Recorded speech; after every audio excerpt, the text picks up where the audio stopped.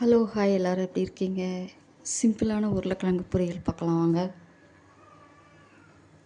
கடுகு போட்டு எண்ணெய் விட்டாச்சு. இப்போ கருவேப்பிலை,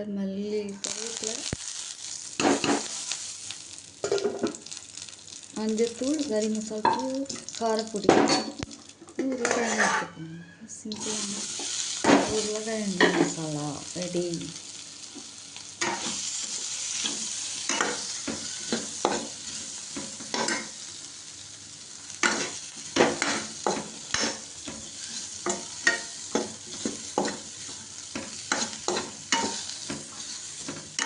லேசாக வதக்கிட்டு உப்பு பொடி உப்பு தான் போடணும்.